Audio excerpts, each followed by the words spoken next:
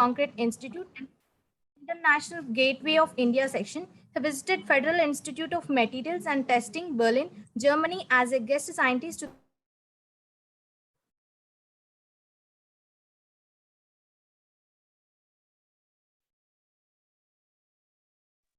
Sir, you can proceed, sir. Thank you. Yeah, okay. Thank you, madam, and thank you, the Osmania University, for giving me the opportunity, especially Professor Annapurna. Dear participants, welcome to this Atal AIC TE FDP on Advanced Concrete Technologies. And first of all, my sincere thanks to organizers, especially Professor Dr. Annapurna and the Institute Osmania University, where I got my engineering degree. And also, I would like to thank the organizers for giving me the opportunity to interact with you. And my presentation is mainly on NDT for the condition assessment. So off the record, so my intention is to interact with you, to share the information with you, and also get information from you. Okay, knowledge from both sides. So please interact with me whenever demands. Okay, so with these few words, I would like to start my presentation. So my talk will be on NDT for condition assessment of reinforced concrete structures. So in between also, if you have anything to be interacted or discussed, you can interrupt me by raising your hand virtually.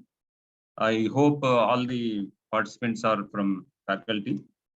So keeping that in mind, my presentation is focused mainly on the condition assessment, how the field in situ test will be carried out, and how the test data will be interpreted, and the importance of non-destructive testing techniques, especially for the quality and integrity assessment of reinforced concrete structures.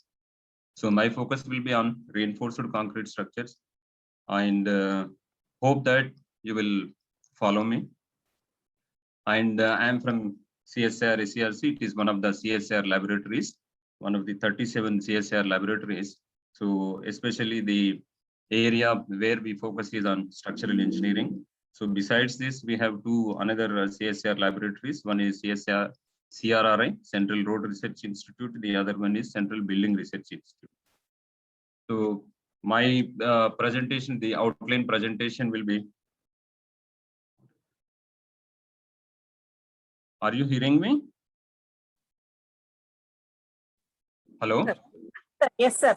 Yeah, because sometimes this network issue. So in between, it is better if you have any issue or difficulty, you can contact me over phone also through WhatsApp. Okay. Definitely, sir. Thank you, sir. Yeah. So this is my outline presentation. So some information about the topic, general information, and the deterioration of RC structures, that is reinforced concrete structures, with reference to corrosion. And main object of my talk. So here in this discussion, I would like to bring to your notice about the importance of specifications for any new construction. Normally, we expect some life for any structure. If it is a special structure, we expect more life in the sense without any maintenance issues, repair, or the rehabilitation, whatever it is. So free maintenance for at least 20 to 30 years. So despite following some codal specifications, we are not able to achieve the minimum service life, whatever we are expecting. So what is the lack? So there I will focus on the importance of specifications, especially from durability point of view. So we are very much aware about the strength point of view, in the sense what we need the grade of concrete M20 or M30. So there where we are very clear, but that is not sufficient when it comes to the deterioration or the resistance from the environmental point of view. So there the durability governs. So that is where the specifications. So then I will move to the condition assessment of RC structures. So what are the in situ tests that are normally carried out? The commonly used and advanced and to have more understanding, so I will give a case study. Then finally I will conclude. So this is a general information. After water, concrete is the most widely used material in the world, that most of you people will be knowing because you are all civil engineering background. So 1 ton per person annually we are consuming the concrete. So therefore it is much more important, especially for civil engineers. So 1 ton of cement, if you want to produce 1 ton of cement, indirectly we are emitting nearly 800 kgs of CO2 into the atmosphere. So from the environmental point of view, that means the greenhouse gas effects or global warming point of view, we have very bigger role when compared to the other engineering fraternity, because everywhere we are talking about global warming, and also we are experiencing the bad or the impact of global warming. So uninterrupted, unexpected rains, flooding and other things, and also pollution. So this is one thing we have to keep in mind when we are going for any new construction. So there our focus should be long-term durability, long-term service life. And also the other side, sustainability of the construction or the materials. To produce cement, we need some raw material, that is calcium stone. So that is a natural resource. So we have to use very judiciously the resources. So if we keep using the resources, so non-judiciously, means with the free hand, so our future generations will have problem. Sorry. So therefore, from the sustainability point of view also, it should be very much required, the durability of concrete structures. So any substitution for concrete replacement, yeah, there are many substitutions. If you take, for example, steel, we can use steel as a construction material, but to produce 1 ton of steel, nearly 1.9 tons of CO2, again, we are emitting. So from the environmental point of view, steel is not a good replacement for concrete. But of course, steel has its own advantages, faster construction and other things. But from the environment point of view, 1 ton of steel also producing 1.9 tons of CO2. So this also we should keep in mind. And the other one is the deterioration of RC structures. That is where the durability issue will come. That is where the corrosion of reinforcement is coming into picture. So if you see this pie chart, this blue line, bottom one, so nearly 66% of structures are deteriorating mainly from the chloride-induced corrosion point of view. Again, chloride, the corrosion, there are two deteriorating agents. One is chloride ions, the other one is carbonation-induced. So together, if you take both the chloride and the carbonation-induced, nearly 80%, 75 to 80% of the structures, especially reinforced concrete structures, are deteriorating mainly from the corrosion point of view. So that is why it is very much important for civil engineer about the corrosion, the initiation of corrosion, the mechanism of corrosion. If we know that one, I think 50% of the deterioration from the corrosion can be eliminated. So that is where my focus and my main objective of the presentation is that one. So the bottom line, the takeaway is why corrosion occurs, what is the main reason for corrosion to occur. Okay. So corrosion and deterioration, if you see, we can see, I think most of times you might have seen structures like this, where spalling of concrete, rebar corrosion, and delamination. Okay, this can be expected after a structure experienced to the surrounding environment for a certain period of the service life. But we also see structures like this, means very fresh structure immediately after removing the shuttering or whatever you say, the centering. So sometimes we see soon after removing the shuttering, we can see the exposure of reinforcement and honeycombing. Okay, it is not intentional, but many times we may see this type of structures also, unfinished one. So of course, after removing shuttering, anyway, we will finish off that one, but that is not the issue. So the issue is we should not have the exposure of reinforcement. Okay, adequate cover thickness is very much required from the durability point of view.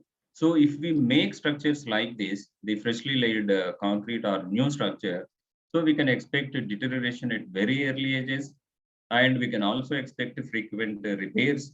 And if it goes beyond, so sometimes it may have to go for demolition and reconstruction. So this is where the issue is centralized. Okay. So therefore, my main objective is emphasis on the concrete durability for longer service life. So here, what is durability? Can anybody respond to my question? Durability. Or the participants are with me? Yes, sir. Yes, sir. Yes, sir. Yeah. Can anybody tell simply what is durability from It is- the RC, reinforced concrete? So it is ability to resist the weathering and frost action, freezing and thawing action. Yeah. Very good. But I will define durability. So the ability of structure, the ability, okay, durability, the ability of structure to resist the environmental degradation. So whether it is sulfate attack or chloride attack or carbonation attack or acidic attack, whatever it is. So the ability of structure to resist the environmental degradation. So it is the ability to last a longer time without significant deterioration. And my focus will be specific to rebar corrosion. So as I was keep on emphasizing, the deterioration of RC structures, 70 to 80% are from the corrosion point of view. Okay, so it is the right time to know the corrosion and its mechanisms. So as we know, rebar embedded in fresh concrete is passivated by high alkaline environment. Can anybody tell me the alkalinity, the pH value of concrete, fresh concrete? 12 to 13 degrees. 12 to 13. Yeah, fine. So the pH of concrete is, it is very high alkaline, means the pH will be around 12 to 13. And that is one of the very big advantage for the rebar, because under that alkaline environment, so the rebar will be passivated by a very thin passive layer. So that is what is the protective layer we say. So as soon as the rebar is placed inside the concrete, due to its surrounding alkaline environment, a very thin layer will be formed. So that thin layer will protect the rebar from further corrosion to occur. So sometimes, or most of the times, sorry. So most of the times when the structure is exposed to the chloride induced environment like marine or carbonation induced environment, so the passive layer will be disrupted or breakdown due to carbonation or presence of the chloride ions. So thereby the corrosion starts. So corrosion is nothing but the interaction between metal and its surrounding environment. In a simple words, corrosion is nothing but the interaction of a metal with its surrounding environment. So if the surrounding environment is very good, the rebar will not get corroded. So the parameters that influence the corrosion process are cover thickness, the quality of concrete in cover region, and surrounding environment. So as we know, the corrosion initiation mainly because of two deteriorating agents, that is entry of chloride ions or diffusion of chloride ions from the cover concrete to the rebar, and also the diffusion of CO2, again from the environment to the rebar level. So once corrosion starts. So, or before that, there are 4 essential requirements for corrosion to process or continue. So it is not that just the breaking of the passive layer, corrosion will go. No, that corrosion initiates, but to continue for a long term, it needs some minimum things. There is a need of the presence of 3 or 4 parameters, then only the corrosion process will continue, sustain for a longer time. So there are 4 essential requirements for corrosion to occur. They are anodic formation, anodic site, and cathode site, and there should be a flow of ions and electrons in the concrete medium. So here the anodic site and cathodic site will be found on the rebar because of many reasons. Whether there may be some issue with the rebar quality, and some what can I say, the stresses in the material, and also the variability in the cover thickness. So these are some of the reasons for forming anodic and cathodic sites on the rebar. And to sustain, to continue that anodic and cathodic site and the reactions, there should be a flow of electrons and ions. So there the quality and integrity of concrete come into picture. So here in the bottom, I just gave one line sketch. A rebar is embedded in the concrete. You can see rebar is noted. And with the presence of oxygen and moisture, the reactions at cathode and anodes will be continued. So here the flow of electrons will be through the rebar, but the flow of ions, that is OH ions, we say, near the cathode side. So those OH ions try to move again towards the anode side where the Fe2+ ions will be available. So once the OH ions will reach the anode side, and the rust formation and other things will take place. So in other words, for corrosion to occur, there are 4 essential requirements: anodic side, cathode side, electron path, and ion path. So unless these 4 things are available, the corrosion process will not continue. So elimination of any of the 4 requirements will stop or delay the corrosion reaction or corrosion continuation. So anodic formation is not in our hands, in the sense the field engineers or the civil engineers. So what is in our hand is providing adequate cover thickness of good quality. So that will answer many of these corrosion issues. Okay. So now you can see, as I was telling, for corrosion to occur, so I will go back. So here, so at the cathodic site, if you see the bottom right side picture, line sketch, so oxygen and moisture is required for cathodic reaction to continue, the cathodic site or the cathodic reaction. So the presence of oxygen, so that means the oxygen will be available in the atmosphere. So it has to diffuse into the concrete and reach the rebar, and also the presence of moisture. So for cathodic reaction to take place. Okay. So therefore, if we avoid the entry of oxygen or the availability of moisture, so we can eliminate or we can delay the corrosion process. So most of the times you will see why your residence or office building or whatever it is. So many times we see things like this. So the rooftop rainwater drainage system will not be proper. A lot of vegetation and leaves will be there. So water will stagnate. And when you see the roof bottom inside, and we see the delamination, swelling of concrete.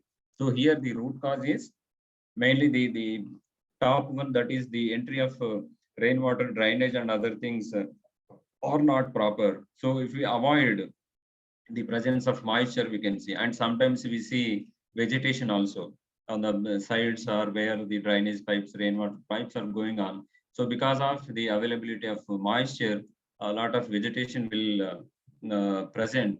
So that again will stop water emitting outside.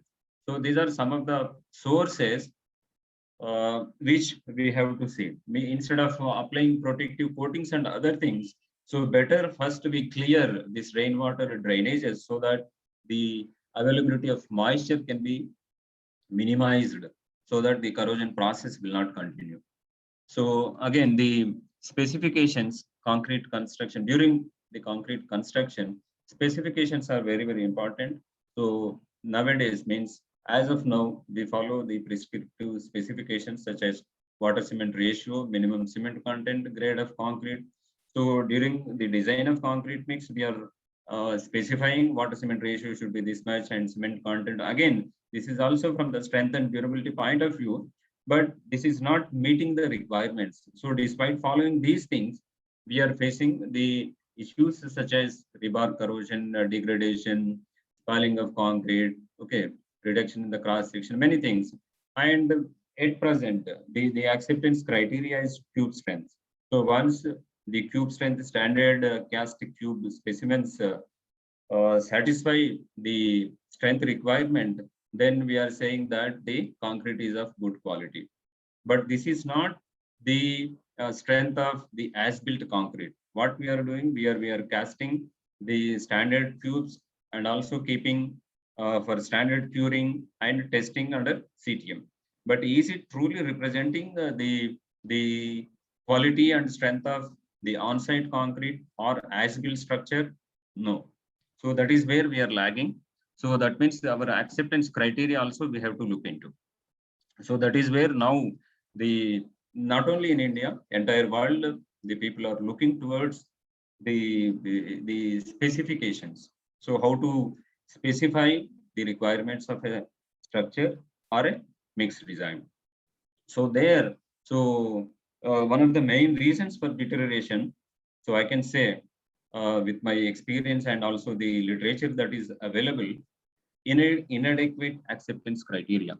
So the acceptance criteria is not sufficient to make a structure durable. So we have to look into that acceptance criteria also. Why? Because most of the durability issues are mainly related to the cause of entry of deteriorating agents. Okay, so deteriorating agents are not available inside the concrete; they are outside. They are in the environment. So once they enter inside the concrete and reach the rebar, the deterioration, durability issues will start, and finally degradation will take place.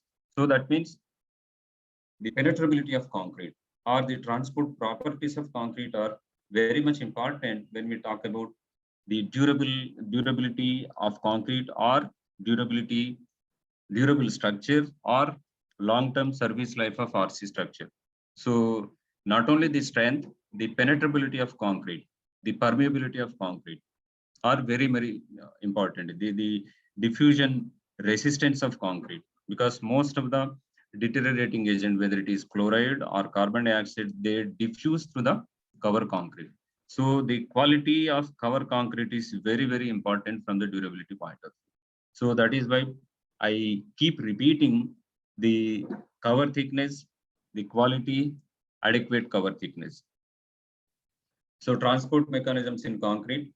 So there are different transport mechanisms. So most of the deteriorating mechanisms such as carbonation, corrosion, leaching, etc. are related to the ease with which the fluid or ion can move through the concrete. So primary mechanisms involved in fluid or ion movement include the capillary action, that is the sorption or sorptivity, the fluid flow under pressure, permeation or permeability we say, and the flow under a constant concentration gradient, that is where we start talking diffusivity of concrete or diffusion coefficient of the chloride ions. Okay, movement due to applied electric field we say migration. So most of the rapid durability tests are the transport mechanism. What we are evaluating is the migration of chloride ions, whether it is RCPT or RCMT.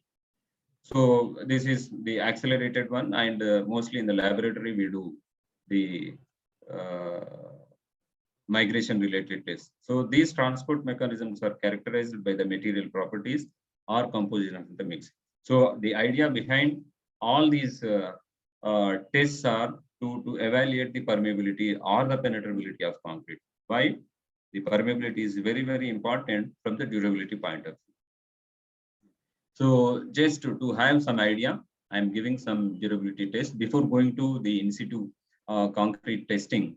Okay, so these are some durability tests: rapid chloride permeability test, rapid chloride migration test, oxygen permeability test.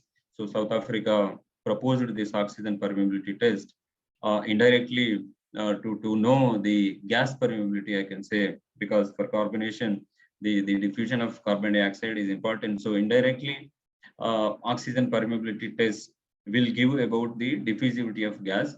So where the carbonation is very much prevalent, so this type of test will give some idea about the performance of the mixes that we are preparing or proposing.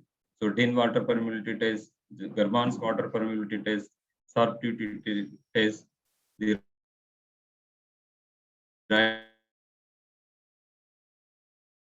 it's available or given there, and essentially the durability parameter what we are evaluating in the RCPT is total charge passed, in RCMT migration coefficient, in oxygen permeability coefficient. Okay, so likewise, and the transport mechanism that we are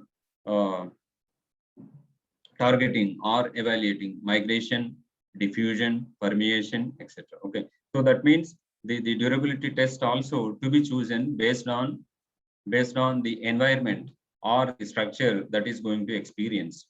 So that will give very good assessment about the quality and the durability of the structure. So now coming back to the condition assessment of the as-built structures. Okay, so the previously what I discussed is in the laboratory how to assess the quality of concrete or the performance of different grades of concrete. So now the condition assessment of structure, it consists not only the evaluation of strength and durability, but also the prediction of the cause of deterioration and its future projection. So there are many tests for condition assessment available. So the first and foremost is visual observations. So there the documentation of the as-built structure. Okay, so that means the history of the structure and any repairs, anything carried out, and it has any deterioration earlier previously already experienced, or any repairs carried out. So if we know these things, that will give some idea about the structure and the life for which it is designed. So many things will be known. So visual inspection, or we say preliminary inspection, is very, very important to understand about the structure and its background. And then we go for in situ tests for evaluating material properties and the member behavior. So in situ tests, so mostly we prefer non-destructive tests, okay, NDT. Of course, unlike the human body, civil engineering structures are very large and a lot of variability from one member to other member.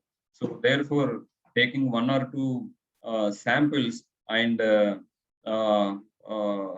what can I say, and the quality guessing or the assessing the quality for the whole structure is also a very unjustifiable. But again, there are many restrictions in taking samples also. So that is where the visible observations and also the experience will come into picture. And it is not fully non-destructive. Sometimes we have to break the structure to take out some samples. Okay, like human body blood sample and urine sample will be taken for analyzing the internal details. So likewise, so here also we take some samples from the structure by destructing it. So of course, compared to a very big structure, the destruction is very minor. So therefore we say partially destructive or minor destructive testing. So in that the core sampling and concrete powder samples will come into picture. And then, of course, long-term health monitoring is also nowadays very demanding and also very much important to monitor the on-site performance of the structure, whether it's a bridge structure or important structure like nuclear power plant. So the structural health monitoring is very, very important. And then we go for load tests at the last chance, we say. And finally, based on these tests and interpretations, we come to a conclusion whether to go for repair or rehabilitation or demolition of the structure. Okay. So now visual inspections, as I was telling. So here we look into many things. The suppose the structure is cracked. So what is the type or the pattern of cracking? If there is any spalling of concrete, where it is falling, is it visible at all points of the structure or only some locations? So by observing very closely, we will come to some idea the reasons behind the deterioration of structures. Okay, is there any abnormal distress or what is the history of construction? Okay, earlier any repairs were carried out, and also geometrical parameters means is the structural members are as per the design requirements or not. Okay, many things will be known in the visual inspection, and that will give some idea about the choosing of different tests that are to be carried out. So that will decide what are the tests to be carried out. So here in situ NDT test, I think most of you may be knowing, you might have already exposed to this NDT test. So rebound hammer, surface probe test, that is we say commonly Windsor probe test, ultrasonic pulse velocity, some permeability, on-site permeability test apparatus also available, and then cover thickness measurements.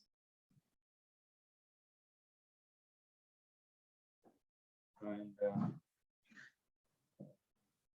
pore sampling, pull out and pull off test, carbonation test, offset potential, resistivity, okay, corrosion rate measurements. So nowadays we have some other advanced NDT techniques also, like human body imaging, MRI test, something like that. So for RC structures also impact echo, bore scope, GPR means ground penetrating radar, IR is infrared thermography.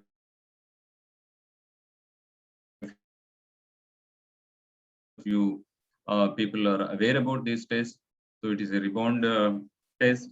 When we hit on the concrete surface, the plunger so will rebound back depending on the hardness of concrete. So it gives an indication of overall quality and variability of concrete, surface concrete. Okay. So two types of hammers available. One is N type, that is normal or natural. The other one is lightweight hammer. So when we strike on the concrete surface, so depending on the hardness of the concrete, it rebounds back. So that will give some information about the delamination of cover concrete or the quality of cover concrete. So here the interpretation is larger the rebound number, harder the concrete surface. It is a qualitative test. Suppose if you want to evaluate or comment on the strength, so better to have some correlations, okay, based on calibration charts. So otherwise, just by getting the rebound number and commenting on the strength is not advisable.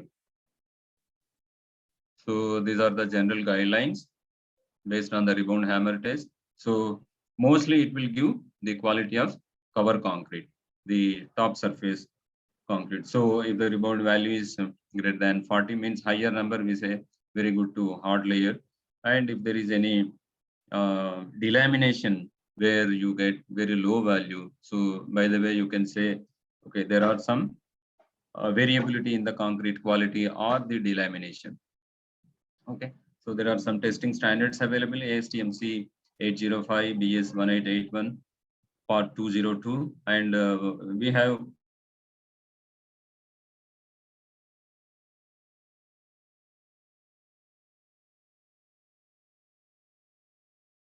IS code also IS 13311 looks like a gun. So the probe will be fired onto the fresh concrete surface. So the depth of penetration will be measured and strength estimation based on the penetration depth. So calibrations will be available. So based on the penetration depth of this, the strength will be estimated. So commonly it is used to estimate the early strength of concrete for stripping of formworks. So again, some standards available. So for any NDT test, it is before going to use the test, it is always advisable and it is must also to go through the principle on which it is developed and also the limitations, merits and demerits. So without knowing that test results. So ultrasonic pulse velocity. So most of you may be knowing the PROSEC instrument commonly used. So here the pulse travel time will be measured. And since the path length or the member thickness is known, so you will indirectly know the velocity because the distance by time will give the velocity of the pulse. So the UPV test can be used to determine the homogeneity of concrete, the integrity of concrete. Okay, why? Because we are transmitting the pulse through the concrete, Whereas rebound hammer, we are hitting on the concrete surface. So depending on the quality of hardened concrete, the rebound number will be seen on the display unit. So compared to that one, this is the UPV is far better because the pulse is passing through the concrete. So thereby you will know the internal, the homogeneity or the integrity or the quality of concrete. So testing standards is listed here. Of course, we have IS 13311 part 1, but now it has moved to IS 516. You please note this one. IS 516 part 5. So part 5 is for non-destructive testing. In that section 1 is UPV. So 2018, it has come out. It is available. You please go through this IS 516 part 5 section 1. So UPV test transmission, I think most of you may be knowing direct transmission where the transmitter and receiver will be placed opposite to each other. And indirect means where the transmitter and receiver is placed on the same surface. And the other one is semi-direct transmission. So transmitter is placed on one face, the receiver is placed on the other face. So here it is always if means both sides are accessible, both faces are accessible of the structure. So always go for the direct transmission. Why? Because the pulse is transmitting through the entire concrete. Okay. Whereas in the indirect transmission, pulse will travel on the surface of the concrete. Again, it indicates, it resembles only the surface quality of concrete. That is why IS code gave some correction factors also when the testing is indirect. So some correction factor you have to apply. So if both sides are accessible, so better you go for direct transmission. So here some of the photographs you can see where we are doing the UPV test by dividing the structure into a number of grid points to assess the quality of this is a very big TZ tech because where the generator, the TG, so turbo generators will placed over this concrete, lot of vibrations will going to take place the structure. So before erecting that TG, so the agency is normally used to go for UPV test to know the quality and integrity of concrete. Here one column is scanning by using UPV, and the bottom one is surface testing. So influencing parameters, I think I don't want to go in details of this one because the standard codes are very well described. So it affects the UPV will affect based on the path length. If the length, the member thickness is very high, then we have to use different transmitters of low frequency, because there the pulse strength will be high and they penetrate more and more concrete thickness. So lateral dimension also very important, because the pulse should not, the pulse wave should not cut through the medium, and reinforcing steel, because the density is varying, so that also will affect, and moisture also will affect the pulse velocity. So that is where I am telling. So testing is simple, but the interpretation is very, very, I can say, difficult, or we should know the principle on which the test technique is developed and the limitations of the test. Okay. So these are the general guidelines for the concrete quality based on UPV. So it is available in IS 516 part 5 section 1. Okay.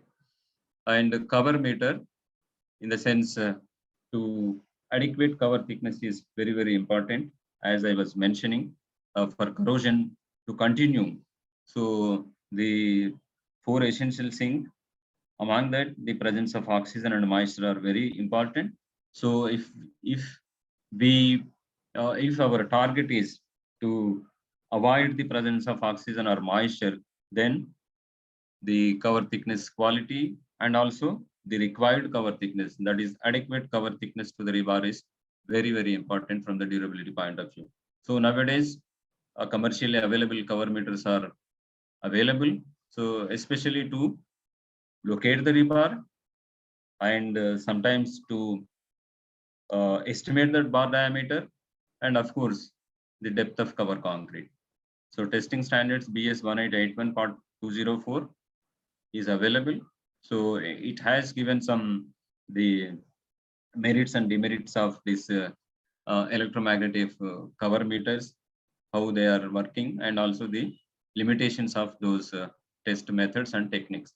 And right side, you can see different types of cover meters are available. Cover meter or profometer, some commercial name, profoscope. Okay. So idea is to know the cover thickness, and also you can map the reinforcement, and if you need to measure the diameter of bar, so that also can be done, but of course under certain limitations. Okay. So this is a simple interpretation. If the cover thickness is as per the requirement and is also good quality, then I can strongly say that the corrosion proneness is very, very less. Okay. So we have less cover and bad quality of concrete, yes, the corrosion proneness is very high. So that way. And of course, I was telling the partially destructive test, where the test that I described earlier is mainly on the cover concrete quality and durability issues. So if I am very much interested to know the strength of concrete, then one has to go for core sampling. So the core sampling can be used for visual inspection to know the internal details of the concrete and its quality, voids, honeycombings, okay, etc. and etc. And that same thing can be used for, same sample can be used for chemical analysis also, where the amount of cement availability, and also the entry of deteriorating agents such as carbon dioxide or the chloride contents can be estimated by using those core samples. Again, we have Indian standard IS 516 part 4 2018. Okay, these are some core samples we have taken. So I have to go a little bit fast. So pull-off test. So here you can see this line sketch where a metal disc is glued over the concrete surface, and then the metal disc will be pulled out, so causing tensile failure on the concrete surface. So indirectly, from the tensile strength, the compressive strength is estimated. So this is again especially useful in measuring the bond strength between the overlays. Suppose you have applied some painting, coating, protective coating. Then if you want to know the bond strength of that one, so people will go for this test. So the tests and the reliability. Suppose if you are very much interested on the strength test, and then it is better to go for core sampling only. But yes, there is some restriction about the core, then better to go for pull out or pull off test or penetration resistance.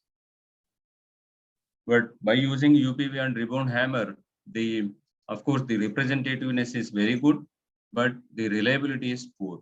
So unless you have the correlations, then it is very difficult to estimate the strength of concrete based on UPV and rebound hammer.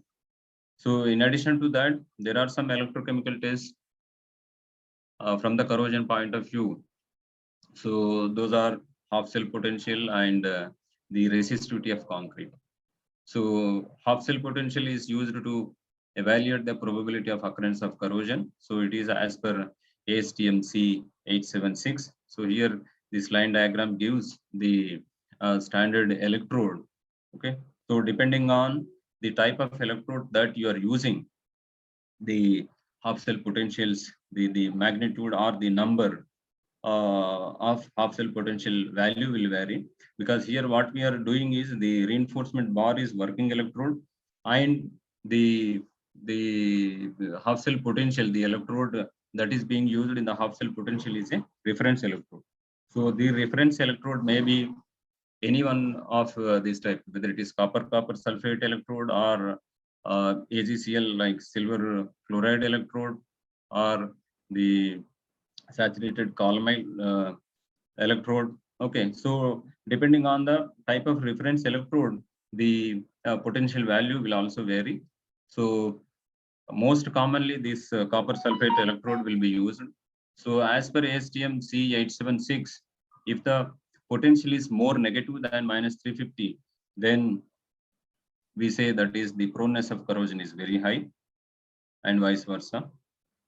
So that will give some indication about the proneness of corrosion. That means without having any deterioration on the concrete surface.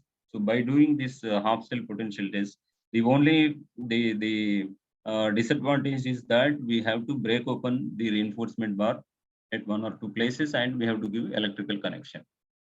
So it is not fully non-destructive, you can say partially destructive. So likewise,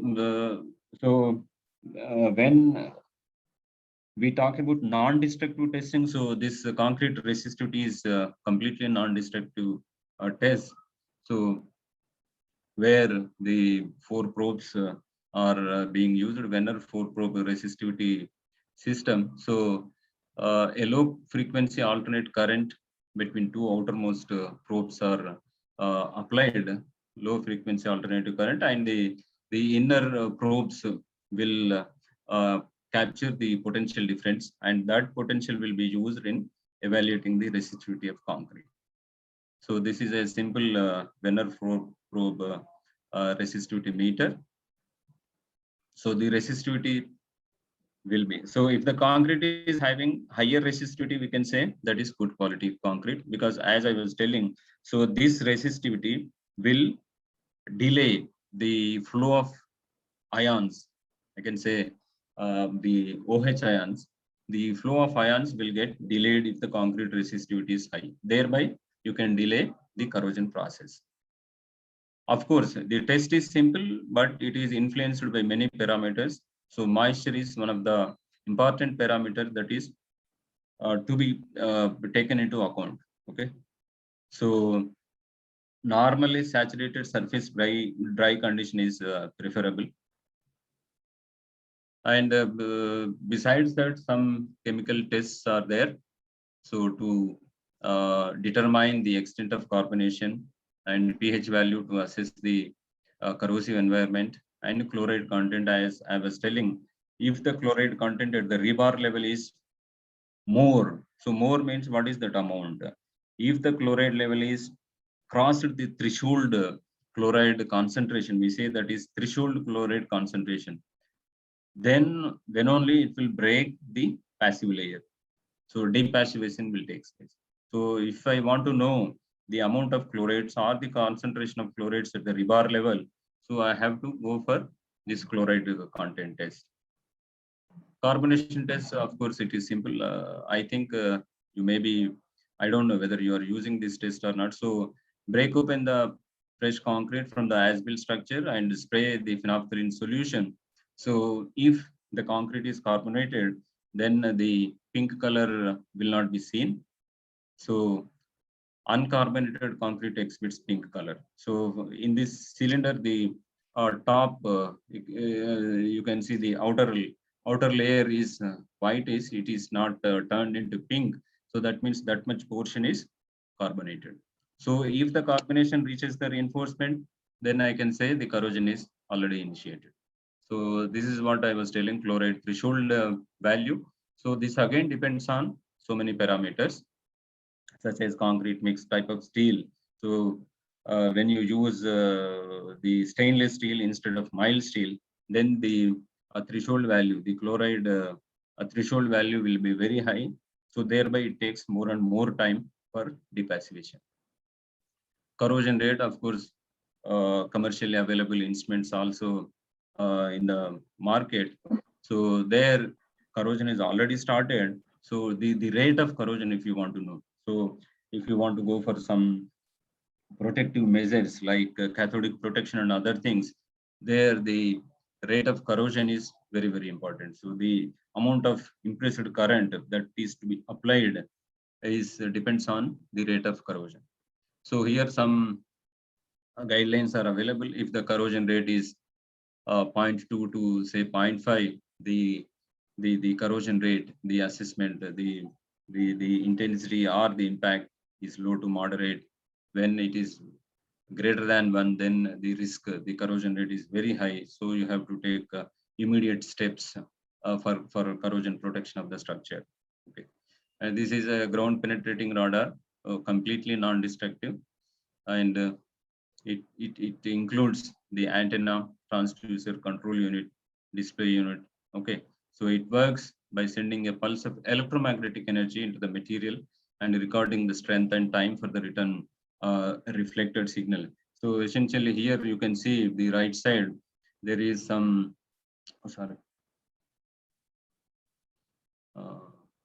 this one. So when you scan on the concrete surface, so that means you are sending the electromagnetic pulses into the concrete. So the electromagnetic wave go inside. When it finds different material properties, it reflects back.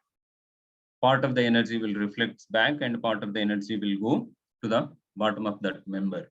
So thereby the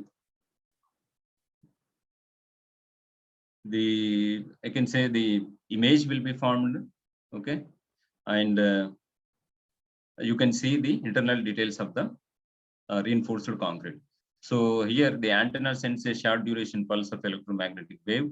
So when the wave encounters an interface between dissimilar materials, say whether it is, for example, steel and concrete. So there is a difference between the material properties. So some of the energy is reflected back towards the antenna as an echo. Again, the antenna will note down or take back that signal, the signal energy, and it will give some signature. So based on that signature, the images will be formed, and based on that you can identify the rebar profile and also the quality of rebar. So this is the ongoing research about the internal details of the reinforced concrete structure and also the quality of reinforcement bar. So here we are scanning on the concrete surface to map the reinforcement inside, and here the GPR will give a signature like hyperbola.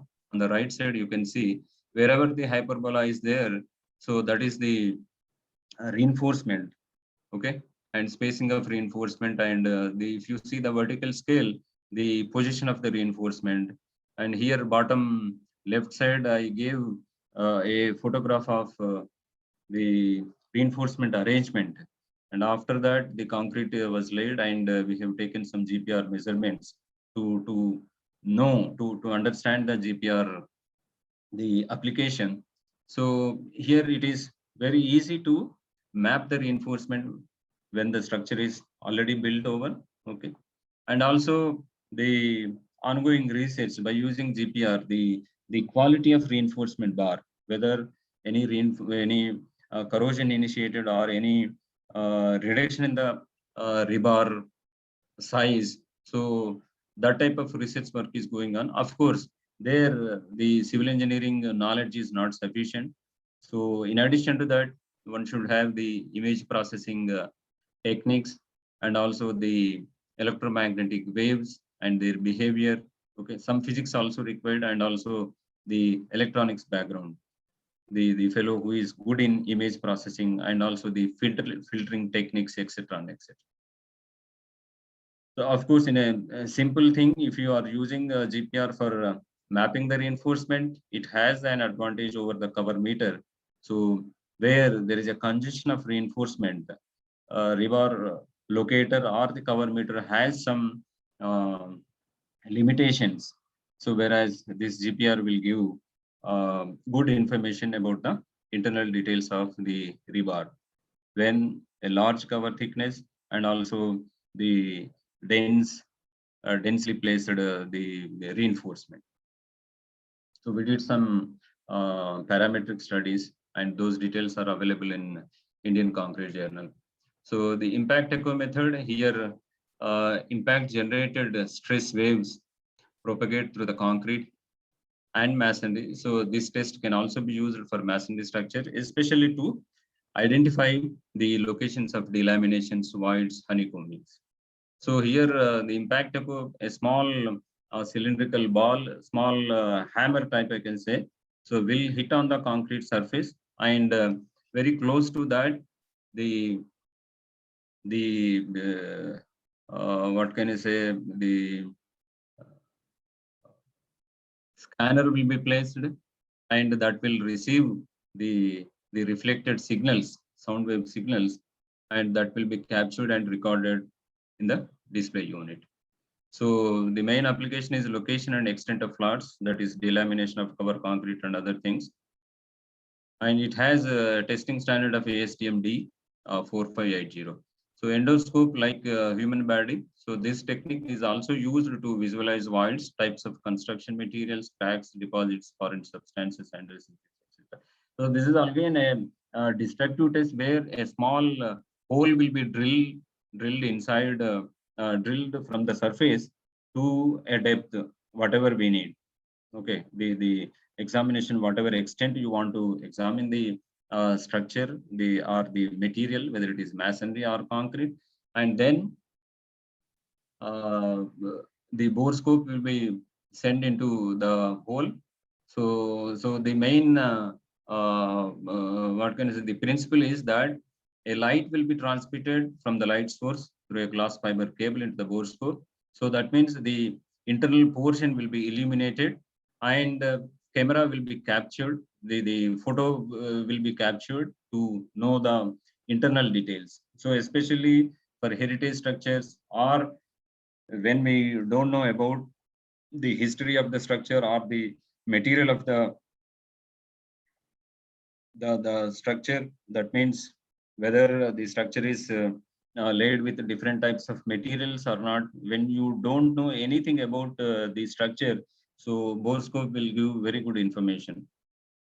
So whether inside, like for example, Taj Mahal, the wall was built with very high thickness, and it was told that the internal wall is of hollow, and it was filled with some other materials, okay, for many reasons. So in such cases, this type of bore scope is very much important.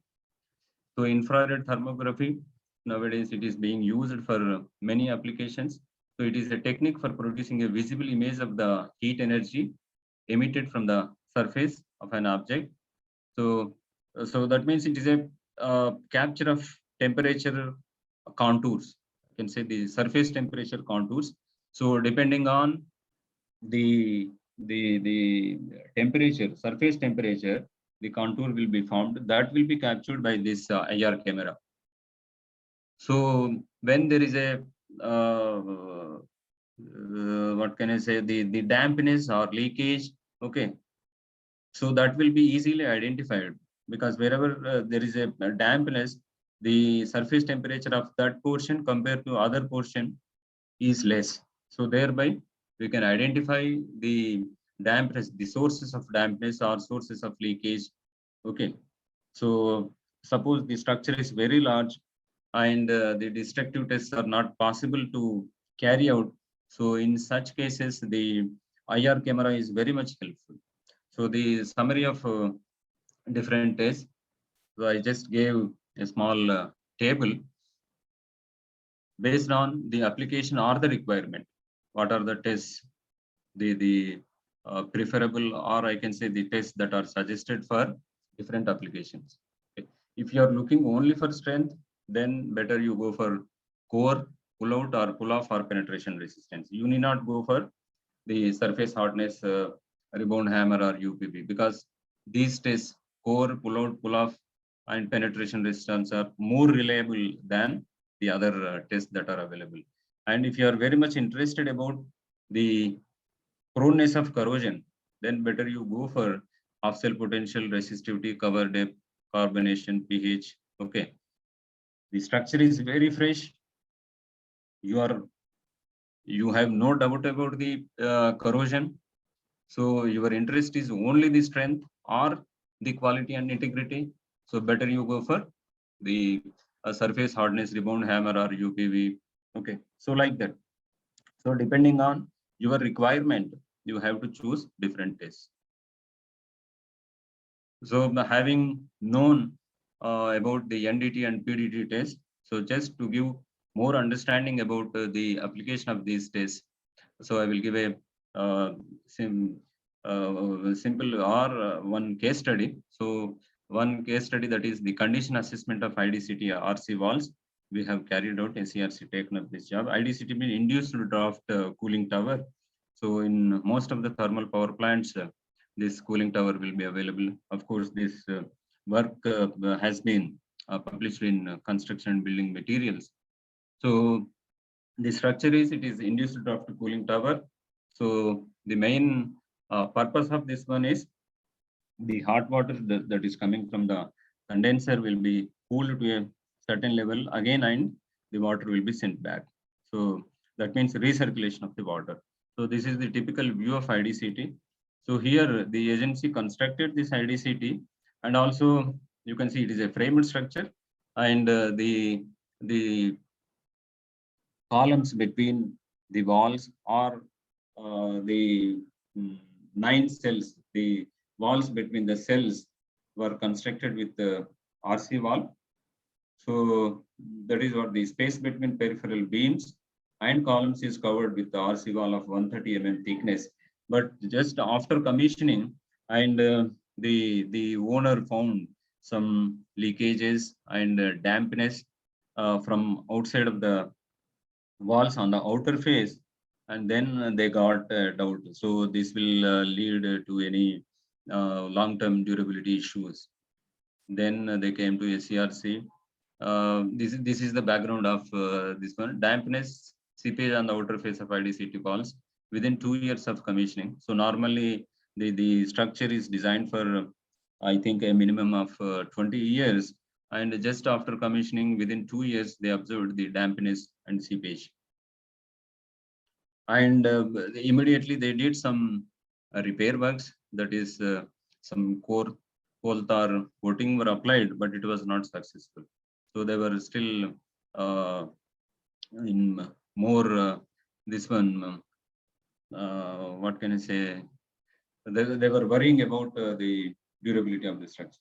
So then we had the preliminary inspection, and based on that we decided the following tests: UPV measurements for quality and integrity, cover thickness, as I was telling, that is very much important, and also strength is also very much important. So therefore, we did the following tests: visible inspection, UPV, cover thickness, half cell potential, okay, resistivity measurements, and the structure is very long. So they said the dampness was identified. Then we thought, okay, IR will give very good information whether the dampness is local or by and large the entire structure is having that problem. So, and also they said that they did some repair work by applying some coatings that also didn't work. So then we were very cautious in doing all these tests. Since the structure is very long, so we have selected some portions for the detailed testing. So you can see these are some photographs during visual inspection we have taken. So dampness near the inlet pipe and seepage of water along the wall joints, and also many touch-ups they carried out already. And the surface, the concrete quality is also very poor. Honeycombed concrete was observed, and the leakages along the construction joints were observed. Okay, so these are some observation. In addition to that, you can see here the reinforcement, the lines of the rust stains, and the cover thickness is very less, 4 to 6 mm only. Actually, as per the design requirements, the cover thickness to be provided is 40 mm. So this is a line sketch drawn. So this is the full length of IDCT. Only 1 or 2 bays we were identified for detailed inspection. The bottom one is grid pattern for UPV, you can see. And these are some of the tests, the in-situ test that was being carried out. So, and this is the IRT image. So as I was telling, a contour, surface temperature contour. So here, I don't know whether it is visible to you. On the right side, one scale is there, that is the temperature scale contour. Depending on the color code, the temperature is varying. So that means different temperatures, the different color contours are there. And these IRT images have been taken at different intervals. That means the water IDCT water cooling tower was stopped functioning for some time. That means when the IDCT is in dry condition, not in operation, we have taken certain measurements. And also during operation, at 60 minutes after charging means the IDCT working, functioning. After 60 minutes, we have taken some IRT measurements, 90 minutes later and 120 minutes later. So we have observed these IRT images and the surface temperatures. So based on this and also the previous visual inspection and other tests, it is observed that the temperature in the wall panel is increased uniformly, and the distinction of colors is reduced with time. That means not only at selected locations, so most of the places of the RC wall panels, the seepage was observed. So that means the quality of concrete is very poor. It is not that the seepage is only from the construction joints or the entry of water inlets or outlets. So most of the places, the dampness were identified. So based on that, we have given some protective measures or the repair measures, and also the UPV readings are very less at most of the locations, and the compressive strength also very less. Of course, the RC wall panel is meant for arresting as a barrier. It was the main function of the RC wall is not to transfer any load, but to arrest the splashing of water. So this also very important. That is what I'm keep on telling. The purpose or the functional requirement is also very important in interpreting the UPV test results. Okay. So interpretation based on the IR thermographic images, it is observed that seepage water is almost to the entire portion of RC wall panel. And to give a repair methods, whatever you are giving, it should be easily implementable on actual structure. So that also we should keep in mind. So we did some parametric studies in the laboratory to apply different repair schemes, mainly to arrest water seepage. So upon establishing the efficacy as a pilot study, the best one is implemented on IDCT. And later also, we went and we did IRT scanning. And based on that, we confirmed that the suggested repair procedure is working well. So here the main idea is arresting the water seepage. So by arresting that one and the ingress of other deterring agents, the corrosion proneness process would be delayed, and hence this service life IDCT structure can be enhanced. Okay, so that is where the importance of cover concrete. So durability, whenever we talk about the durability or the service life, cover thickness is very important. But most of the times as a structural engineering, we don't give much importance about the cover thickness. So what we give importance is the grade of concrete, whether the concrete is achieving the required amount of strength or not, because that is where the value is taken in all design calculations. So, but on the other hand, cover concrete acts as a barrier against the ingress of aggressive agents like chloride ions, carbon dioxide. Okay. So therefore, it is very much important in addition to the core strength or the compressive strength. So core strength or compressive strength is very important from the structure or the load transfer point of view, whereas the cover concrete is very, very important from the durability point of view.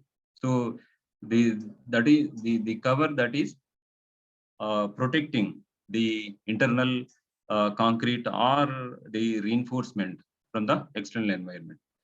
So delaying the corrosion process, minimum rule is provide adequate cover thickness of good quality, make the concrete impermeable, and also increase the resistivity of concrete. Okay. Again, I am giving a one simple line sketch. If we make the concrete more impermeable and also more resistive, so thereby we are delaying the movement of ions, that is OH ions, I can say, and also the entry of oxygen and moisture we are delaying. So thereby we are increasing the life of the structure. So these are some corrosion control measures. Provide good quality concrete with low water cement ratio, adequate cover thickness, and okay, these are some corrosion control measures or the service life enhancement techniques, I can say. The coated rebars and use of stainless steel, concrete coatings, okay. And of course, concrete with different mineral admixtures, this you may be aware. And nowadays corrosion inhibitors are coming. But again, corrosion inhibitor simply blindly just adding inhibitor into the concrete will not be sufficient. You should know about the external, the aggressiveness of the environment and also the dosage of inhibitor. So some electrochemical techniques are also available, such as cathodic protection, chloride extraction for enhancing the corrosion resistance performance. So sometimes people will go for stainless steel as a replacement for mild steel to enhance the corrosion resistance performance. Yes, that also very good, but the thing is initial cost may be high, but when we want longer service life, okay, better to invest at the initial stage itself. And this is what the SERC is proposing, durability performance specifications. So that means in addition to the strength, so we need to perform some other durability tests like such as RCPT or RCMT, okay, and oxygen permeability in addition to the strength parameter evaluation. So this will give some minimum guarantee for the durable structure. So these are some guidelines it is proposing. Of course, it is not only this SERC's R&D experience, but also well-published literature, that is RILAM publication is also available, and some other standards. So we have taken all into account, and durability performance is proposing. This is on as-built structure. Once the structure is, suppose for example, an important structure or metro tunnel or a bridge or a dam. So as the construction is over or during the construction sequences, so if we take these measurements, okay, say RCMT should be in between 2 to 8. So that will give the durability performance of concrete is very good to excellent. So if that is not performing, if that is not following, then what is that we have to look? So whether we have to go for any providing any protective measures to improve the durability performance of concrete, or we have to alter our mix design. So that is where it will give some idea, and also the protective measures that are to be taken. So if we adopt these things in our specifications, it is again the specifications. It is not that the what can I say, the client and owner and structural engineering or structural designer. So everybody's contribution is here. So by sitting all together, the owner and the contractor and constructor. So we have to evolve this durability performance matrix and then follow this one. If it is not meeting, then what is that alternative? Whether to improve this, whether to penalize the contractor, or you have to go for repair or rehabilitation measures to improve the quality under that. So thereby we can enhance the service life, or we can improve the construction quality, the quality of construction. So with this, I will conclude my presentation. So a variety of in situ test methods are available for condition assessment. Only few are described. So it is important to note that all NDT methods indirectly estimate the concrete strength. So therefore, more than one method should be performed and results should be correlated. So this is again very much important. Understanding of the physical principle of the test method and the information about the structure being tested. So both are important for successful quality assessment of RC structures. So NDT and E to evaluate present condition of deteriorated IDCD RC structure is presented here. So the final takeaway is, in addition to strength, some durability performance parameters need to be considered as the acceptance criteria during the selection of particular mix for specific exposure condition, and also on the as-built RC structure is very much important to make a structure more and more durable. So therefore, the durability performance specifications, in addition to the strength, are very much important, so that we have to bring into our construction practice. So then we can improve the quality of construction, the life of new structures, especially for at least new structures. If we follow this one, certainly we can improve the quality of construction and also the durability of structure. So with this, I will stop my presentation. So if there is any query or any doubt, you are free to interact with me. Thank you.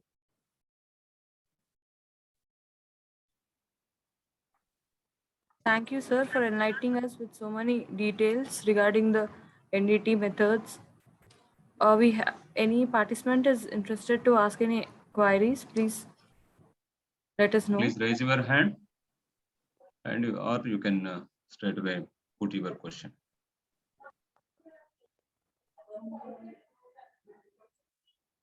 I hope participants are with me.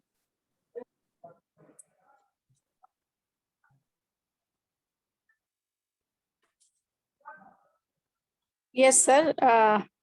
Meanwhile, I have a small doubt, sir. Yeah, please. Bhaskar, sir. Sir, Yeah. Actually, when we go site, sir, to do condition assessment of a building, sir. So normally we take rebound hammer and ultrasonic pulse velocity tester with us, sir. Okay. We do both the test and we will write the report. So which one will be more efficient in assessing the condition, sir, of the building? See, that is where again, so each test has its own advantage and disadvantage, merits and demerits, and also each test has its own limitations. Okay, so straight away in a single statement, I cannot say rebound hammer is more reliable or the better one. So it depends on the thing what you are looking. Simply quality and integrity of concrete means I prefer UPV, ultrasonic pulse velocity, or simply you want to know the quality of construction variability, you can go for rebound hammer. Okay. If you are interested to evaluate the strength of concrete, I prefer core sampling. Okay. And yeah, and if there is a restriction, okay, core sampling is not allowed, then I have to look back the other tests, pull out or pull off, or UPV or rebound hammer test also can be used, and I prefer taking the combined results of UPV and rebound hammer for strength evaluation, because if you simply depend on rebound hammer, that will give higher values, higher overestimation of the strength. But if you again depend on only the UPV, it will underestimate the strength of concrete. Okay. So combinedly put together, I think that will give more reasonable results of the quality concrete. So it depends on many factors, what you are looking, and also the accessibility of site conditions, Okay. Okay, sir. Thank you, sir. Many things will be taken into account, and also the limitations of the test methods. Thank you, sir. Yeah. One question is posed by Sushmita, sir. How do we measure chloride content at rebar level by chemical analysis or rapid chloride permeability test? So rapid chloride permeability is mainly for fresh concrete mixes. So we means during casting, parallelly companion cylinder specimens will be cast. So those specimens will be sliced for RCMT or RCPT test. So 50 mm thick, 100 mm diameter, 50 mm thick cylindrical specimens will be used for RCPT. So that means to evaluate the permeability of the mix or the concrete that we are using for actual construction. That is RCPT. And whereas here chloride content on the actual structure. So normally what we do, we take the concrete powder samples at different levels. That means from the concrete surface to the rebar level. Say for example, if the concrete cover thickness is 40 mm, so we take 0 to 10 mm and 10 to 20, 20 to 30 and 30 to 40. So different cover zones, we take the concrete powder sample. Say for example, at one location, we take 4 samples till the rebar level. So those those concrete powder samples will be titrated in the laboratory to know the amount of chlorides. So the chloride content in the fourth sample, I can say that is 30 to 40 mm, will give the chloride content at the rebar level. That is what we say, that is the threshold chloride level. So some literature is also reported, and I also presented a table. So if that chloride threshold value is more than the threshold or the given number, then I will say that, okay, the corrosion is initiated mainly because of the diffusion of chlorides. That way we do. Okay, sir. Thank you, sir. One more doubt, sir, like whether these tests are applicable for structures underlying in water. Structures underlying, I forgot to tell, structures underlying in water. So I was telling for corrosion to occur or for corrosion to continue, we need the presence of oxygen. Yeah. So for underground or underwater structures, the presence of oxygen is very, very less. So thereby the occurrence of corrosion is, the chances for occurrence of corrosion is very, very less, despite chlorides are available. So as I was telling, for corrosion to continue, the chlorides will go and break down the passive layer. Corrosion will be initiated, but the reactions will not take place. Means the availability of oxygen is not sufficient to continue the corrosion reaction or the chemical reaction. Thereby the corrosion process will not continue. So thereby we can expect very minimum corrosion for underwater structures, because the availability of oxygen is very, very less. Thank you so much, sir. Whether I answered, I don't know. Yes, sir. Yes, sir. Yeah. Then one more, sir. From the titration analysis, free chlorides can be determined. Do Yeah. this free chloride is the threshold value? Yeah, free chloride only. So bound chlorides are very, very less amount. Strictly speaking, free chloride only to be evaluated. It is not total chloride. Even if you do the total chloride also, maybe it overestimates, but the bound chlorides are very, very less. So thereby, people will go for the total amount of chlorides that are available at the rebar level. Thank you, sir. Thank you, sir. Thank you for. Ma'am, 1 second. Ma'am. Yes. Ma'am, Muthu Kumaran sir has got a doubt, query, ma'am. Okay. Raised his hand. Sir, please. Yeah. I already posted in the this thing chat, ma'am. Sir has answered underlying water structures. Thank you, sir. Thank you. Yeah. Yeah, I Thank got you. it, sir. Clear. Sir, thank you for your wonderful presentation, sir. We got good inputs regarding all the NDT tests, when the NDT tests need to be performed, and what are the different durability aspect, durability tests also you have given the wonderful presentation, sir. Thank you very much for sparing time and giving wonderful presentation, sir. Thank you, sir. Thank you, madam. It's my pleasure to interact with you people and also the participants. Thank you, sir. Thank you. Thank you, madam. I am now unsharing. Okay. Yes, there is. Thank you, sir. Thank you. Yeah.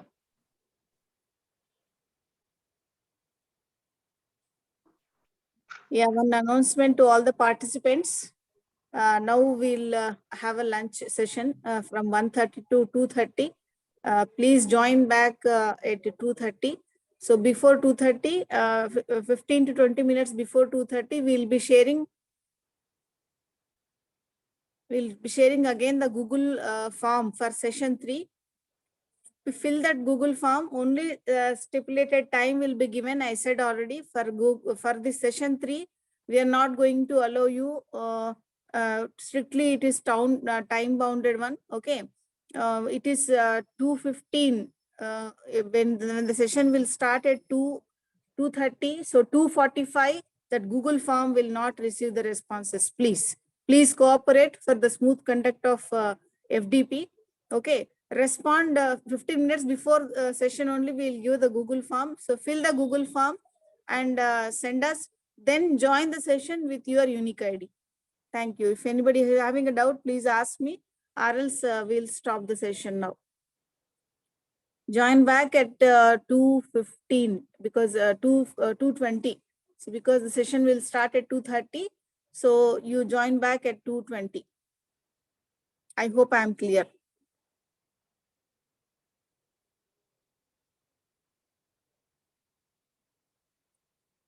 Dipti, please close the session.